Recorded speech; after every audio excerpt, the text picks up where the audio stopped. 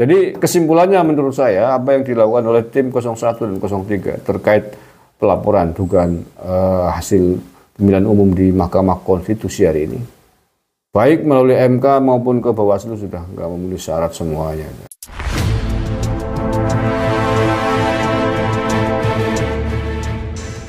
Saudara-saudaraku yang saya cintai, saya banggakan, berikut ini akan saya bacakan syarat-syarat mengajukan sengketa pemilu ke Mahkamah Konstitusi sebagaimana diatur di dalam Undang-Undang Pemilu, dengan mengetahui syarat-syarat pengajuan gugatan dan persoalan apa yang bisa disampaikan gugatan terkait sengketa pemilu di Mahkamah Konstitusi.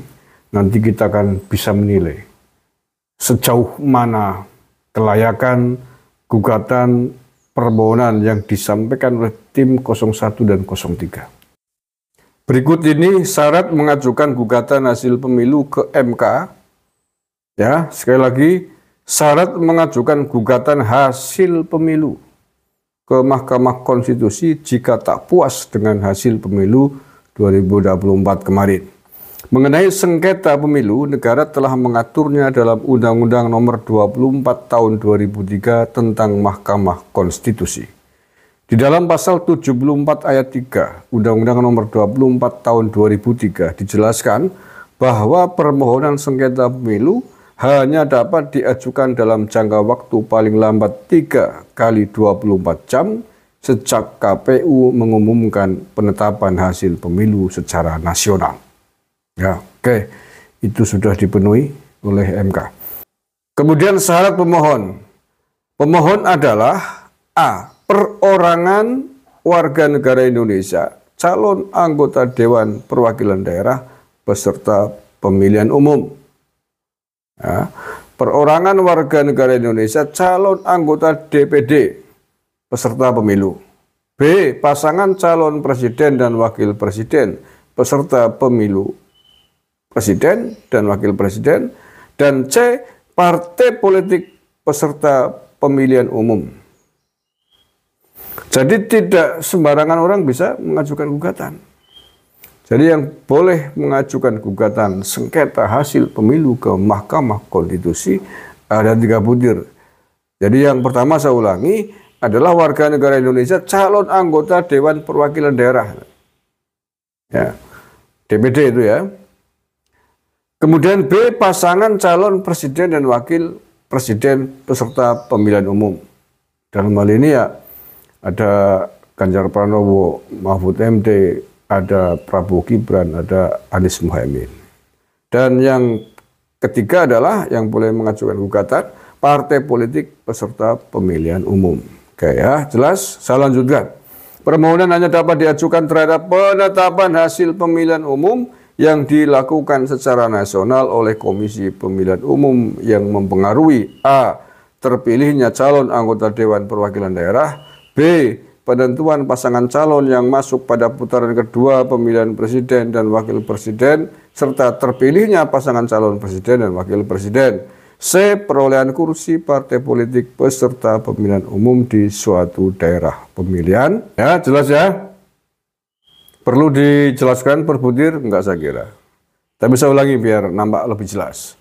Permohonan hanya dapat diajukan terhadap penetapan hasil pemilihan umum. Ya. Hanya dapat diajukan terhadap penetapan hasil pemilihan umum. Hasilnya Pilpres kemarin apa? Dalam konteks gugatan MK hari ini ya. Para penggugat ini terkait pasangan capres-cawapres.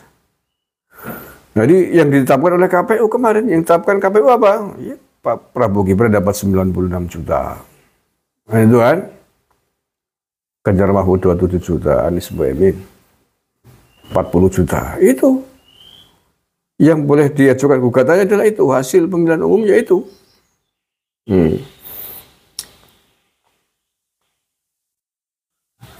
Atau kalau anggota DPD ya samalah ya tentang hasil pemilihan umum suara itu. Dalam permohonan yang diajukan, pemohon wajib menguraikan dengan jelas tentang, nah ini penting ini, A. Kesalahan hasil penghitungan suara yang diumumkan oleh KPU dan hasil penghitungan yang benar menurut pemohon. Sudah berkali-kali saya jelaskan kan, itu yang diajukan, bukan yang lain-lain, bukan curang-cureng. Jadi dalam permohonan yang diajukan, pemohon wajib menguraikan dengan jelas tentang diuraikan. Tentang kesalahannya KPU di mana, kok kenapa Anies hanya dapat 27 juta misalkan, padahal hitungan internal Anies dapatnya 100 juta misalkan begitu. Diuraikan dengan jelas. Di mana itu angka-angka itu ditemukan berbeda gitu. Nah, ya, bok pikiran saya bohong selama ini menjelaskan tentang itu. Bisa bacakan di undang-undangnya ya. B. Permintaan untuk membatalkan hasil penghitungan suara yang diumumkan oleh KPU dan menetapkan hasil penghitungan suara yang benar menurut pemohon. Ya, tetapi atas dasar tadi itu hasil pemilihan suaranya, hasil pemilihan umumnya, dasarnya itu kemudian baru mengajukan pembatalan. Kalau kemudian data-data yang diungkapkan sesuai dengan ketentuan undang-undang. Lalu nggak ada data, ada narasi opini kok minta dibatalkan. Gimana bro? Nggak ada urian jelas tentang penghitungan suara yang diumumkan oleh KPU. Minta dibatalkan di pada wong skarpe dewek itu. Ki ora adil ge, tapi ora kon nunjukna adilnya di mana? Ora adil ki ora bener, ora beres curang, batal. Kabeh wong bisa gue. Sementara itu MK menyampaikan bahwa permohonan yang sudah dicatat dalam buku registrasi perkara konstitusi kepada KPU dalam jangka waktu paling lambat 3 hari kerja sejak permohonan dicatat dalam buku registrasi perkara konstitusi. Kayak itu syarat-syarat ketentuan mengajukan gugatan sengketa pemilu di Mahkamah Konstitusi. Biar lebih detail. Nah, apa yang kemarin sudah disampaikan oleh tim 01 dan 03 di sidang Mahkamah Konstitusi, yang pada poinnya adalah menuduh KPU curang, presiden ikut campur curang, dan lain sebagainya, bansos, itu semua adalah dugaan pelanggaran pemilu yang sama sekali tidak ada ketentuannya untuk diajukan di Mahkamah Konstitusi. Semua itu ketentuannya kalau yang punya fakta bukti follow up pengaduannya jalurnya adalah ke kantor Bawaslu. Itu pun tidak semudah itu bisa mengajukan kegugatan ke Bawaslu. Ada ketentuan dan syarat-syaratnya. Saya bacakan ya. Ketentuan syarat-syarat mengajukan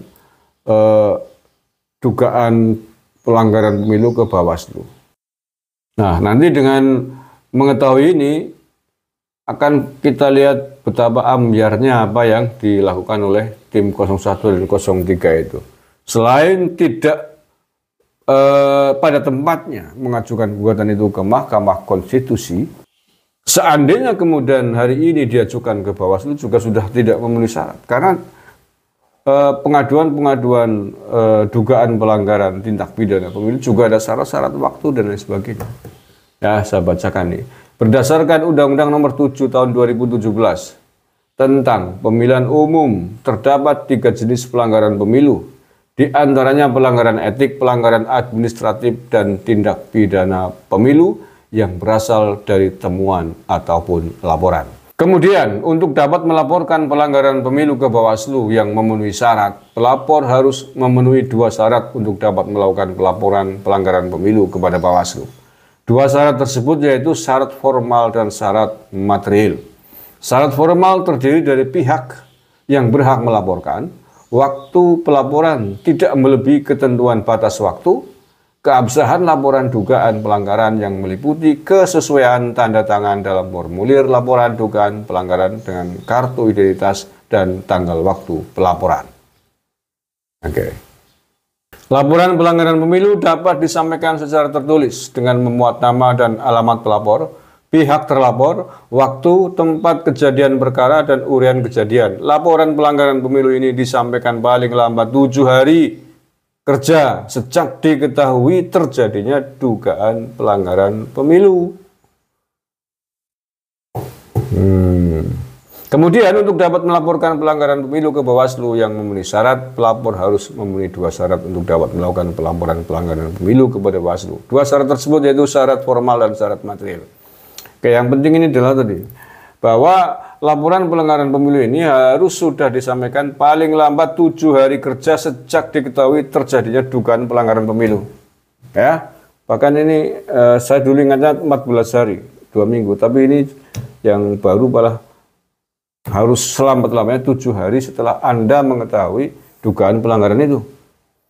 Kalau merujuk ketentuan-ketentuan laporan ini, maka apa yang dituduhkan oleh tim 01 dan tim 02 di Mahkamah Konstitusi hari ini, nuduh curang-cureng, itu sudah nggak memenuhi syarat itu.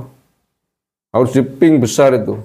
Karena itu kejadian yang tidak jelas kapan, di mana, waktunya, siapa yang melakukan, siapa pelapor terlapor, dan waktunya sudah tidak hanya persoalan 7 hari kerja ini, sudah berapa ratus hari kerja itu.